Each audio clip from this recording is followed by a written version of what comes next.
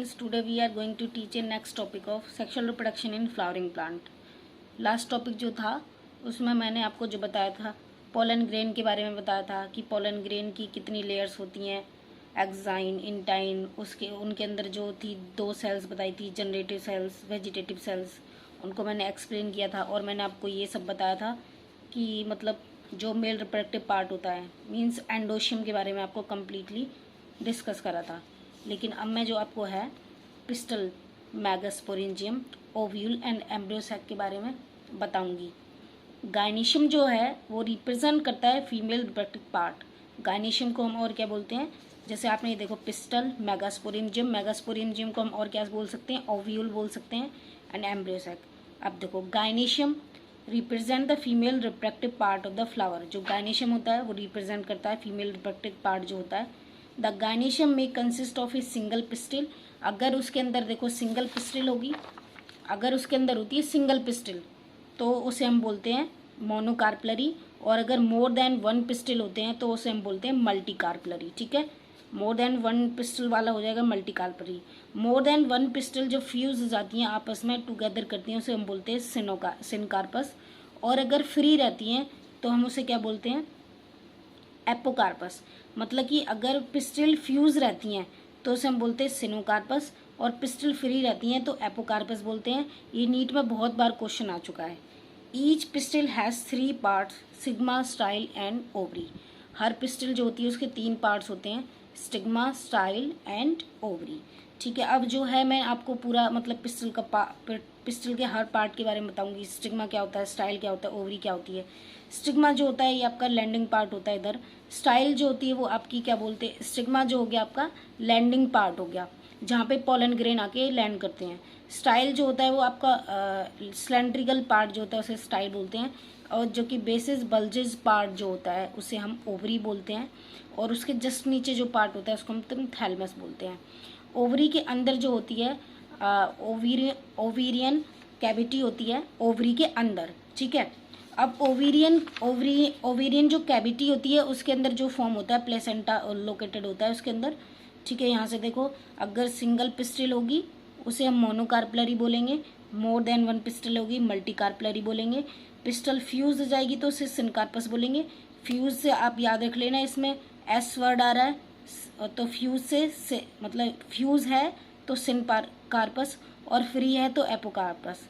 मतलब फ्यूज्ड में एस आ रहा है और एस से याद रख लेना सिन, मतलब फ्यूज हो गया सिनकार्पस और फ्री वाला हो गया apocarpous.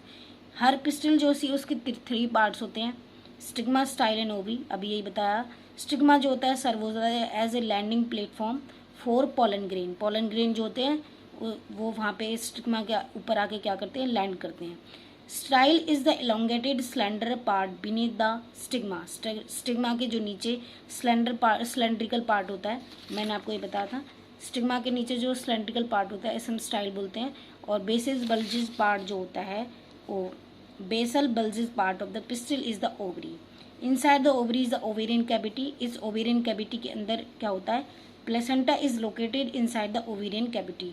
Recall the definition and type of placentation that are studied in the class 11th। ठीक है, अब यहाँ पे देखो आप, arising from the placenta are the megasporangium commonly called ovule. मतलब जहाँ से ये प्लेसेंटा से अराइज होता है उसे हम बोलते हैं मैगास्पोरेंजियम, और उस कॉमनली हम बोलते हैं ovule.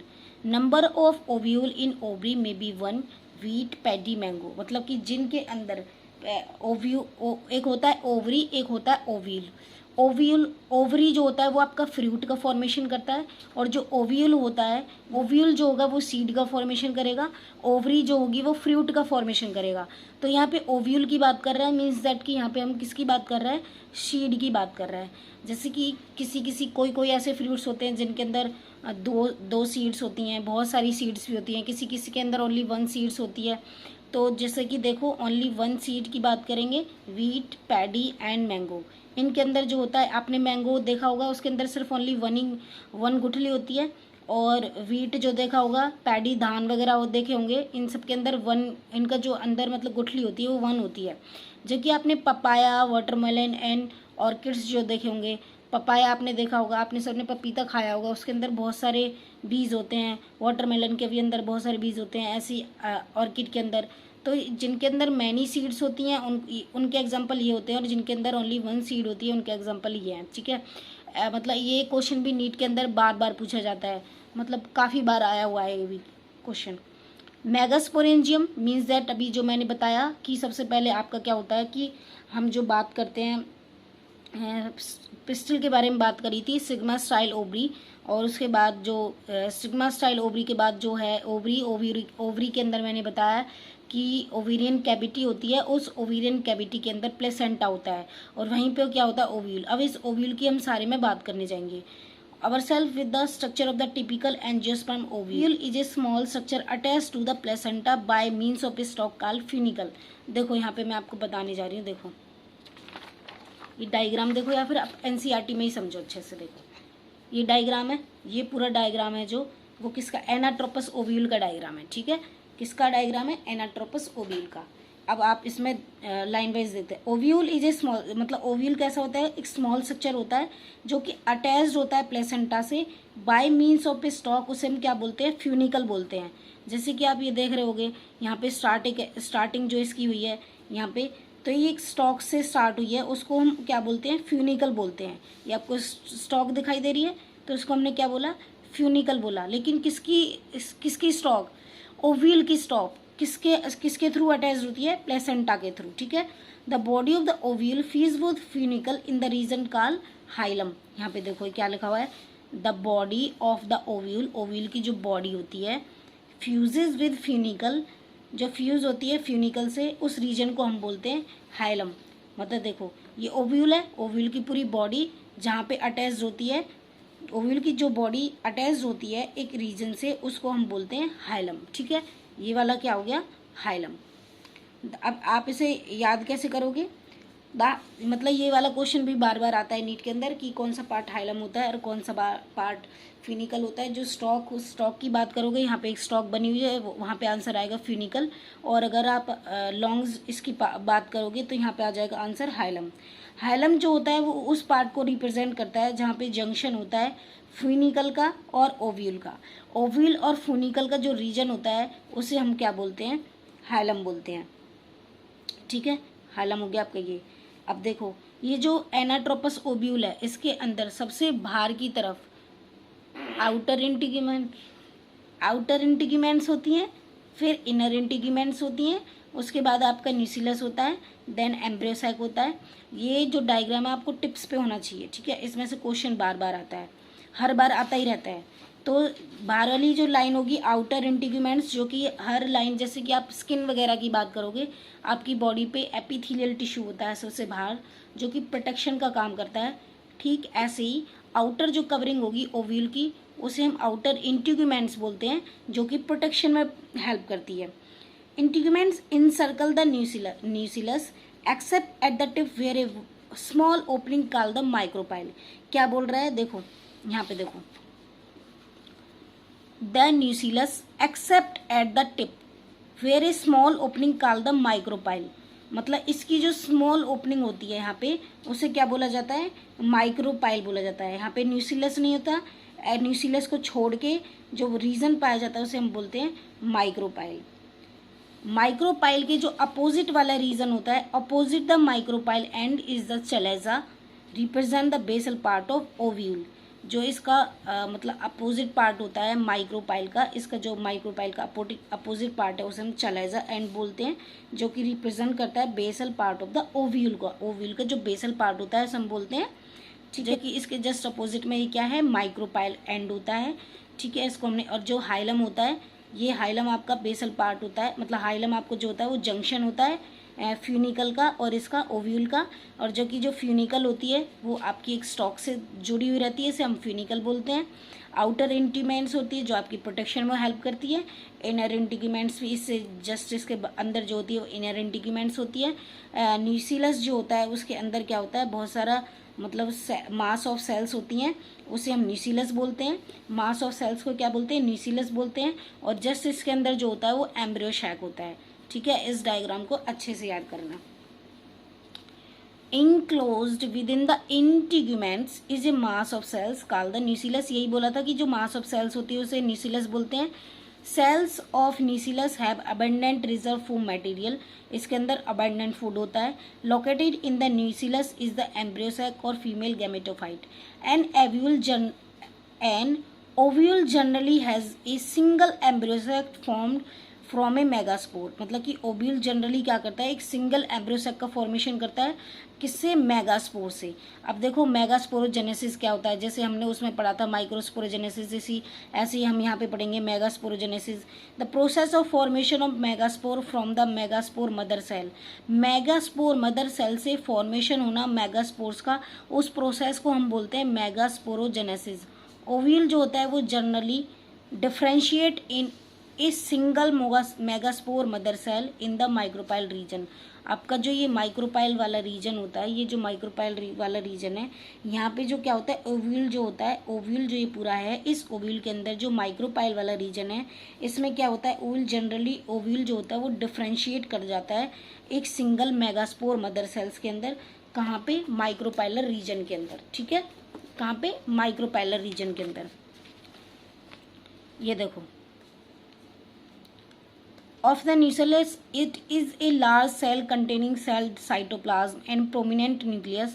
Megaspore mother cell undergo meiotic division, मतलब कि मेगास्पोर मदर सेल से उसका फॉर्मेशन हुआ, मतलब कि इसका आपका क्या बोलते हैं, मेगास्पोरोजेनेसिस का, और मेगास्पोरोजेनेसिस में आगे मेगास्पोर मदर सेल्स के अंदर म्यूटिक डिवीजन हुई और उसने फॉर्मेशन करा आगे। What is the importance of megaspore mother cell undergo meiosis.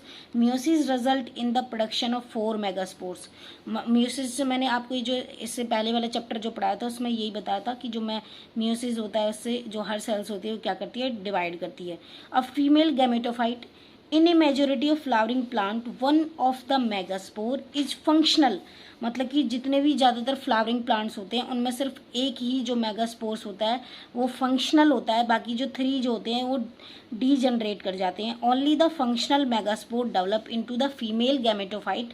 बहुत ज़्यादा इंपॉर्टेंट लाइन, केवल जो फंक्शनल मेगास्पोर जो होता है वो डेवलप करता है फीमेल गैमेटोफाइट के अंदर, जिसे हम क्या बोलते हैं, एम्ब्रियो सैक भी बोलते हैं, ठीक है। This method of embryonic formation from a single megaspore is termed as monosporic development। ये क्वेश्चन आपका नीट में आया हुआ क्वेश्चन है।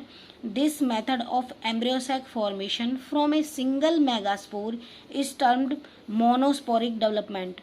मोनोस्पोरिक डेवलपमेंट जो होती है वो सिंगल मेगास्पोर के फॉर्मेशन से इससे होता है, उसे हम बोलते हैं मोनोस्पोरिक डेवलपमेंट। अब फीमेल गैमेटोफाइट था, इसे हमने क्या हुआ था कि जो फीमेल गैमेटोफाइट लाइक कैसे, देखो मैं आपको पढ़ा इसमें यहाँ पे बताती हूँ। जैसे आपका ये है, इसने बोला कि जो ओनली जैसे कि इसने बोला इसमें से टोटल 4 होते हैं, ठीक है, 4 जो होते हैं इस तरीके से, मान लो कि इसमें 4 हैं, ठीक है।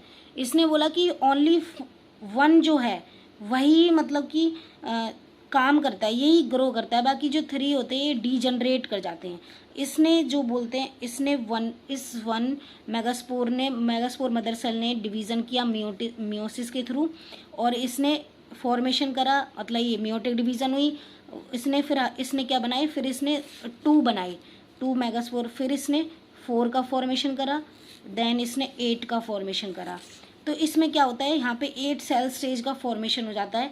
जो पहले ये स्टार्टिंग में 4 होते हैं, 3 डीजनरेट कर जाते हैं, ओनली 1 ही जो होता है उसके अंदर म्यूटिक डिवीज़न होती है, उससे जो होता है फिर उसके बाद 2 बनते हैं, 2 से फिर 4 बनते हैं, और 4 से फिर 8 बनते हैं, ठीक है। अब ये जो सेल्स होती हैं 8 बना, अब इस 8 में क्या होता है, जो 3 सेल्स होती हैं वो आपकी इधर चले जाती हैं, इधर साइड, और जो 3 सेल्स होती हैं वो आपकी इधर चले जाती हैं, मतलब लाइक ऐसे कि 3 सेल्स इधर चले गई हैं, 3 सेल्स इधर चले गई, और 3 सेल्स आपकी इधर साइड आ गई, तो टोटल 6 हो गई। अब कितनी बची, 2 जो सेल्स होती हैं वो आपकी फॉर्मेशन कर दी हैं सेंटर में, मतलब फॉर्मेशन कर देती हैं 2 सेल्स आपस में, और ये किसका फॉर्मेशन करती हैं, पोलर न्यूक्लियाई का फॉर्मेशन करती हैं, ठीक है। किसका फॉर्मेशन करती हैं, पोलर न्यूक्लियाई का, ठीक, मतलब पोलर न्यूक्लियाई। तो इसको हम क्या बोल देते हैं, इसी वजह से 7 सेल्ड और 8 न्यूक्लियाई, क्योंकि इसके अंदर जो होता है वो मतलब न्यूक्लियाई तो 8 हैं, टोटल सेल जो है, हर सेल के अंदर न्यूक्लियस है, लेकिन सेल जो है वो 7 है। क्यों?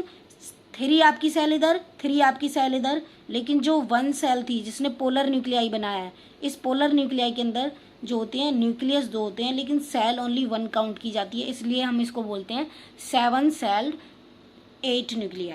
The nucleus of the functional megaspore divide mitotically to form 2 nuclei which move to opposite poles. इसने पीछे जो सेल्स थी जिसमें से 3 डीजनरेट कर गई थी, 1 ने मियोसिस के थ्रू डिवीज़न करा था, मियोसिस के थ्रू जब डिवीज़न कर गई थी वो आपस में फिर डिवाइड करी और वही आगे डिवीज़न करती चली गई फिर, लेकिन जो 1 सेल डिवाइड करती है वो माइटोसिस के थ्रू करती है, माइटोटिकली करती है, और 2 nuclei to form 2 nuclei which move to opposite poles, और वो अपोजिट पोल्स पे जाने लगते हैं, forming the 2 nucleate embryo sac.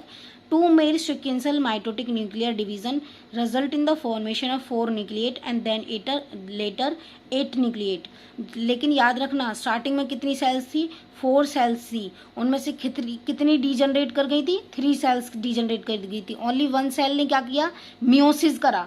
Meiosis के बाद वो सेल्स क्या करी? आपकी डिवाइड करी. उसने क्या करा? 2 पोलर न्यूक्लियाई का फॉर्मेशन करा, लेकिन किसके थ्रू? माइटोसिस के थ्रू करा. अब ये जो 2 पोलर न्यूक्लियाई फॉर्म हुई, इसने फिर आपस में 2 न्यूक्लिएट एम्ब्रियो सैक का फॉर्मेशन करा, फिर इसने 4 न्यूक्लिएट का बनाया, फिर इसने 8 न्यूक्लिएट का बनाया, लेकिन ये सब माइटोसिस के थ्रू हुआ. लेकिन जो एक सेल बनी थी इससे पहले वो मियोसिस के थ्रू बनी थी. It is interest of to note that mitotic division are strictly free nuclear, मतलब कि फ्री न्यूक्लियर होती है. That is nuclear division are not followed immediately by cell wall formation. 8 nuclear stage बनी, cell जो wall हुई थी वो lay down होने लगी, leading to organisation of the typical female gametophyte. Female जो गैमेटोफाइट का फॉर्मेशन हुआ, और उसी को ही हमने क्या बोल दिया? एम्ब्रियो सैक बोल दिया. एम्ब्रियो सैक के अंदर आपको ये पता होना चाहिए क्या क्या सेल्स आती हैं. जैसे अभी ये जो सेल्स बनी हैं इनसे क्या बनता है? चलेजल एंड बनता है, एंटीपोडल सेल्स बनती है, सेंट्रल सेल्स बनती है, पोलर न्यूक्लियाई बनती है, सिनर्जिड सेल्स बनती हैं, एग सेल्स बनती हैं. ये सारी मिला के एम्ब्रियो सैक का फॉर्मेशन करती हैं. Observe the distribution of cell inside the embryo sac. देखो सबसे पहले आपको ना जो ये सारा एंड जो डिवीज़न हुआ है वो आपको बताती हैं. यहाँ पे देखो ये डायग्राम दे रखा है, देखो चलेजल एंड बना, चलेजल एंड पे 3 सेल्स थी, ठीक है. ये आपका क्या बना? सिनर्जिड्स बनी, 2 सेल्स जो हैं ये सिनर्जिड्स बनी. इस सिनर्जिड्स के अंदर 2 फिलीफॉर्म अपैरेटस बना रखी हैं. ये देखो फिंगर लाइक प्रोजेक्शन को हम बोलते हैं फिलीफॉर्म अपैरेटस. और जो सिनर्जिड्स होती हैं ये फॉर्मेशन कर रही हैं सिनर्जिड्स, और बाद में एक एग सेल है. इन तीनों को मिला के एक वो क्या बना? माइक्रोपाइलर एंड बना, और इस एंड को माइक्रोपाइलर एंड को ही एग अपैरेटस बोलते हैं. जो कि चलेजल एंड के अंदर भी 3 सेल्स हैं. उस चलेजल एंड को हमने एंटीपोडल सेल्स बोला. एंटीपोडल सेल्स जो होती हैं वो आपकी मतलब हैप्लॉइड होती हैं. चलेजल एंड भी आपका हैप्लॉइड होता है. एग सेल जो सिनर्जिड्स जो होती हैं वो भी आपकी हैप्लॉइड होती हैं. सिनर्जिड्स के अंदर एन आ रहा है तो आप याद रख लेना हैप्लॉइड एन, मतलब कि डिप्लॉइड जो होती है वो 2n होता है, लेकिन एन आ रहा है तो ये हैप्लॉइड हो गई. फिलीफॉर्म अपैरेटस जो होती हैं इसमें आप देखो डायग्राम से याद कर लेना, 2 फिलीफॉर्म अपैरेटस बन रही है तो इसमें ये डिप्लॉइड होती हैं. एग जो होता है ये आपका यहाँ पे सिंगल होता है. पोलर न्यूक्लियाई जो है आपकी, अगर न्यूक्लियाई की बात करेंगे 2 होते हैं, लेकिन सेल ओनली 1 काउंट होती है. सेंट्रल सेल इसको बोलते हैं. अब देखो there is a characteristics distribution of the 6 of the 8 nuclei are surrounded by cell wall and organized into cell. उसके बाद the remaining 2 nuclei called polar nuclei are situated below the egg apparatus. Egg apparatus के below जो थी ये देखो, इधर देखो egg apparatus आपका ये है. इस एग अपैरेटस के नीचे इसका पोलर न्यूक्लियाई सिचुएटेड है. फिर उसके बाद देखो in the large central cell, बीच में क्या है? लार्ज सेंट्रल सेल दिखाई दे रहा है. There is a characteristics distribution of the cells within the embryo sac. 3 cells are grouped together at the micropylar end and constitute the egg apparatus. जो micropylar and पे बन रही हैं उसे हम क्या बोलेंगे? एग अपैरेटस बोल देंगे. यहाँ पे जो 3 सेल्स हैं 1, 2 और ये 3 सेल से क्या बना? माइक्रोपाइलर एंड, इसे हमने एग अपैरेटस बोल दिया. The synergids have special seller thickening at the micropylar tip called filiform apparatus. जो ये सिनर्जिड्स दिखाई दे रही हैं आपको, ये क्या है? स्पेशल सेलर थिकनिंग होती है माइक्रोपाइलर एंड पे टिप पे, उसे हम क्या बोलते हैं, फिलीफॉर्म अपैरेटस बोलते हैं। इसको हम क्या बोलते हैं, फिलीफॉर्म अपैरेटस बोलते हैं। Which play an important role in guiding the pollen tube into the synergids. ये क्वेश्चन बहुत बार आ चुका है। जो गाइडिंग का इंपॉर्टेंट रोल प्ले करती है पोलन ट्यूब में, कौन करती है, सिनर्जिड्स करती हैं। 3 cells are at the chalazal and are called the antipodal. जो 3 सेल्स होती हैं इन हम क्या बोलते हैं, चलेजल एंड बोलते हैं। ये 3 चलेजल एंड पे होती हैं, इनको हम एंटीपोडल सेल्स बोलते हैं। The large central cell as mentioned earlier has 2 polar nuclei. जो इस लार्ज सेंट्रल सेल जो होता है इसमें 2 पोलर न्यूक्लियाई होते हैं, लेकिन सेल की बात करेंगे तो सिंगल होता है। Thus a typical angiosperm embryo sac at maturity though 8 nucleate is 7 celled. बोला था ना कि न्यूक्लियस की बात करेगा तो 8 न्यूक्लिएट होंगे, लेकिन जो सेल की बात करेगा तो 7 सेल्ड 8 न्यूक्लियाई। 6 यहाँ पे होती हैं, 6 यहाँ पे होती है, 2 यहाँ पे होती हैं, तो आपकी टोटल 8 न्यूक्लिएट हो गई। लेकिन सेल की बात करेगा 6 इधर 6 इधर, लेकिन इसको सेल में काउंट करेंगे ओनली 1, तो 7 सेल 8 न्यूक्लियाई हो गया। समझ में भी आ गया कि मतलब सबसे पहले जो आपका था यहाँ पे 3 सेल्स होती हैं जो कि धीरे धीरे 4 सेल्स होती हैं जिसमें से 3 आपकी डी जनरेट कर जाती हैं। ओनली 1 जो होती है वो आपकी क्या करती है, मियोसिस करती है। मियोसिस के थ्रू मतलब उसमें क्या होता है, मियोसिस होता है, और मियोसिस के थ्रू वो क्या करती है, सिंगल मेगास्पोरिक डेवलपमेंट का फॉर्मेशन करती है, मेगास्पोर मदर सेल्स का फॉर्मेशन करके। उसके बाद ये बोलते हैं ये यहाँ पे माइटोटिक डिवीजन करती है, उसके बाद 2 सेल्स बनती है, फिर 4 सेल्स बनती है, फिर 8 सेल्स बनती हैं। ये अपोजिट पोल्स पे जाती हैं, 3 इधर होती हैं, 3 इधर होती हैं। इसको हम क्या बोलते हैं, चलेजल बोलते हैं। इसको हम बोलते हैं चलेजल। इसको हम बोलते हैं माइक्रोपाइलर एंड। इसको हमने क्या बोला, चलेजन, इसको माइक्रोपाइलर एंड, इस वाले को, ठीक है। इसमें ये जो होती हैं वो 2 पोलर न्यूक्लियाई होती हैं। इसको हम क्या बोलते हैं, सेंट्रल सेल बोलते हैं, ठीक है। और इसको हम जो 3 सेल यहाँ पे होती हैं इसको हम क्या बोलते हैं, यहाँ पे माइक्रोपाइलर एंड बोलते हैं। और माइक्रोपाइलर एंड के साथ हम क्या बोलते हैं, एग अपैरेटस बोलते हैं।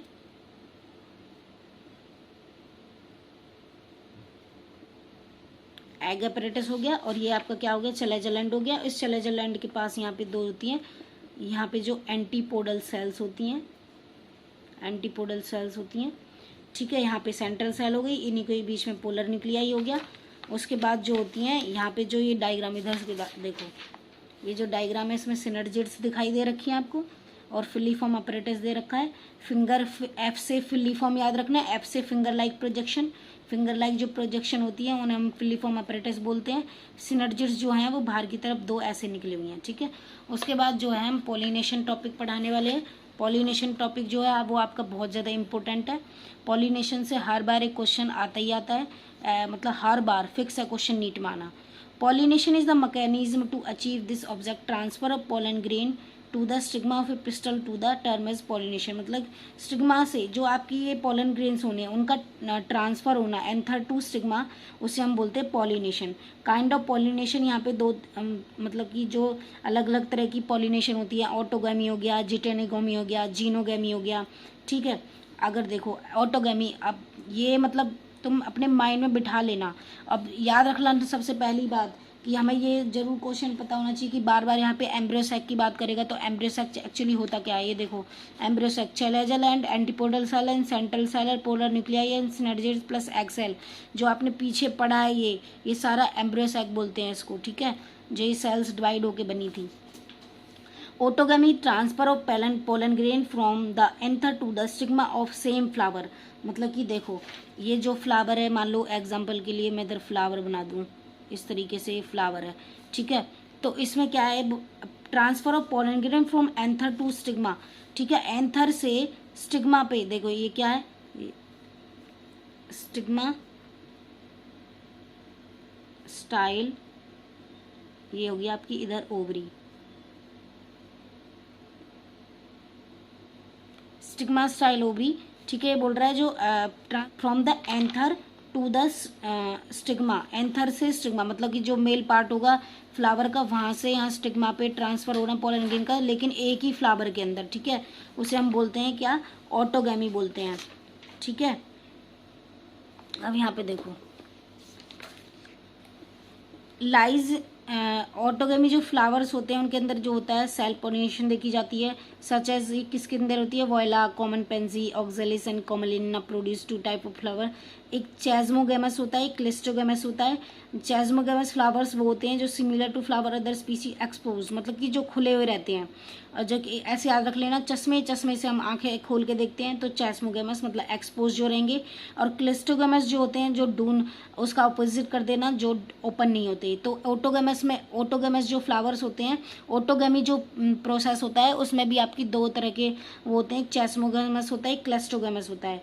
क्लिस्टोगेमस जो फ्लावर्स होते हैं are invariable autogamous as there is no chance of cross pollen grain landing on the stigma. Clistogamous flower produce assured seed shed even in the absence of pollinator। ये question बहुत बार NEET में आ चुका है, 2013 में मतलब एक क्वेश्चन आया हुआ है कि मतलब क्लिस्टोगेमस जो फ्लावर्स जो होते हैं इनवेरिएबल होते हैं और इनके अंदर क्रॉस पॉलिनेशन का कोई भी चांसेस नहीं होते। वो किसका एग्जांपल होते हैं, वो एटोगेमस का होता है, ठीक है। और जो कि जो चैस्मोगेमस फ्लावर्स होते हैं वो आपकी क्या होते हैं, एक्सपोज रहते हैं, ठीक है। इस तरीके से अब geitonogamy, transfer of pollen grain from the anther to the stigma of another flower of the same plant. देखो प्लांट तो सेम रहेगा, जैसे लाइक एज मैं इस प्लांट की बात करूँ, ठीक है, ये प्लांट है, इस प्लांट की मैं बात करूँ, ये प्लांट ऐसा है और इसी के साइड में एक और प्लांट ऐसा है, तो इन दोनों के बीच में जो पॉलिनेशन होगी एंथर टू द स्टिग्मा, ठीक है, तो इसे हम क्या बोल देंगे, इसे हम बोल देंगे जिटेनोगेमी। और जबकि जो आपने ऑटोगेमी पढ़ा था वो एक ही फ्लावर के अंदर हो रहा था, जैसे मान लो ये यहाँ से यहाँ इस तरीके से कर जाए, पोलन ग्रेन यहाँ से यहाँ पे आ जाए और आपस में फ्यूज़ कर जाएं, तो इसमें ऑटोगेमस हो गया। दो सेम फ्लावर के बीच में, यहाँ से अगर यहाँ एक और सेम फ्लावर हो और इन दोनों के बीच में हो जाए तो वो हो गई जिटोनोगेमी। जो कि जीनोगेमी जो होता है उसमें फ्लावर्स ही अलग होते हैं, अलग अलग फ्लावर्स होते हैं। Transfer of pollen grain from anther to the stigma of different plant, this is the type of pollination which during pollination brings genetically different type of pollen grain to the stigma agent. अब ठीक है, अब हमें पता चल गया तीन तरह के, हमें ऑटोगेमी पढ़ा, ऑटोगेमी में सबसे पहले ऑटोगेमी पढ़ा, ऑटोगेमी में हमने दो प्रोसेस पढ़े, एक चैस्मोगेमस वो पढ़ा था प्रोसेस और एक क्लिस्टोगेमस प्रोसेस पढ़ा था। क्या पढ़ा था, क्लिस्टोगेमस, ठीक है, ये हो गया चैस्मोगेमस। तो ये ऑटोगेमी के पार्ट थे, मतलब इसके दो प्रोसेस। इसमें चैस्मोगेमस में फ्लावर्स जो होते हैं एक्सपोज रहता है, खुला हुआ रहता है। क्लिस्टोगेमस के अंदर जो फ्लावर होते हैं वो बंद रहते हैं और ये एश्योर्ड शीट शेड जो होते हैं उसको फिक्स करते हैं। ये नीट का आया हुआ क्वेश्चन है। अब ऑटोगेमस के बाद दूसरा जो प्रोसेस होता है हम उसे बोलते हैं जिटेनोगेमी, जिटेनोगेमी। उसके बाद जो थर्ड होता है उसे हम बोलते हैं जीनोगेमी, ठीक है। एक ही फ्लावर जो होगा उसी के ऊपर एंथर से स्टिग्मा पे हो जाएगा। जिटेनोगेमी में एक दो फ्लावर होते हैं अलग अलग लेकिन सेम स्पीसीज के होते हैं, और जीनोगेमी में दो अलग अलग फ्लावर होते हैं लेकिन दोनों फ्लावर जो होते हैं वो डिफरेंट स्पीसीज के होते हैं, दो अलग अलग डिफरेंट फ्लावर्स के बीच में होता है, ठीक है। ये आप क्या, अब एजेंट ऑफ पॉलिनेशन, मतलब कि जो पॉलिनेशन आपका हो रहा है उसके क्या क्या एजेंट्स होते हैं। टू एबायोटिक एजेंट्स होते हैं, wind and water, and biotic agents जो होते हैं एनिमल्स के थ्रू जो होता है। कुछ फ्लावर्स जो होते हैं पॉलिनेशन कर देते हैं, जैसे उन पोलन ग्रेन्स को एंथर से स्टिग्मा पे अगर ट्रांसफ़र कर दें, कुछ वाइंड के थ्रू कर देते हैं, कुछ इंसेक्ट्स के थ्रू कर देते हैं, कुछ वाटर के थ्रू कर देते हैं। तो इस तरीके से मतलब अलग अलग। अब सबसे देखो pollination by wind is common. सबसे पहले जो पॉलिनेशन हो रहा है विंड, मतलब आपने देखा होगा जो हवा चलती है उसके थ्रू जो पॉलिनेशन होती है वो मतलब पोलन ग्रेन जो होते हैं वे एक फ्लावर से दूसरे फ्लावर के पास चले जाते हैं उड़ करके, ठीक है। Among abiotic pollination, wind pollination also require that the pollen grain are light and non sticky. बहुत ज़्यादा इंपॉर्टेंट है, बहुत ज़्यादा इंपॉर्टेंट क्वेश्चन है ये, इंपॉर्टेंट लाइन है बहुत, मतलब कि इससे क्वेश्चन आ चुका है बहुत बार कि जो देखो अब आप कॉमन सेंस लगाओ, जब मतलब आपका वो है क्या बोलते हैं उसे फ्लावर है, अगर वो हल्का होगा लाइट होगा तो वो आसानी से एक फ्लावर से दूसरे फ्लावर के ऊपर उसके जो पोलन ग्रेन्स होंगे वो आसानी से ट्रांसफ़र हो जाएंगे। तो इसलिए देखो विंड के थ्रू हवा चलेगी तो वो आसानी से जाएंगे कब, लेकिन कब होना चाहिए, पोलन ग्रेन्स लाइट होने चाहिए, नॉन स्टिकी होने चाहिए, मतलब कि ऐसा नहीं कि उस पर चिपक जाए एक बार तो उससे मतलब दूसरे फ्लावर पे जा ही ना पाए। तो नॉन स्टिकी होंगे और लाइट होंगे तभी तो ट्रांसफ़र ट्रांसफ़र हो पाएगा, ऐसे थोड़ी ना हो पाएगा।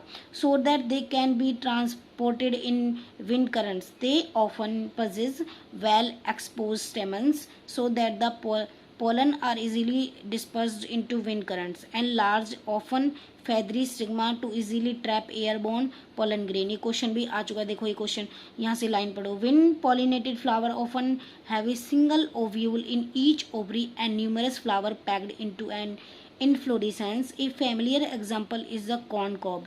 ठीक है, जो विंड पॉलिनेटेड फ्लावर्स जो होते हैं ऑफन उनमें क्या होता है, सिंगल ओव्यूल होता है हर एक किसी के अंदर, and each ovary and numerous flower packed होते हैं उसके अंदर। हर ओवरी के अंदर न्यूमरस फ्लावर पैक्ड होते हैं, लेकिन उनके अंदर है सिंगल ओव्यूल होता है। कौन से वो है, विंड पॉलिनेटेड फ्लावर्स जो होते हैं। ये क्वेश्चन भी आया हुआ है।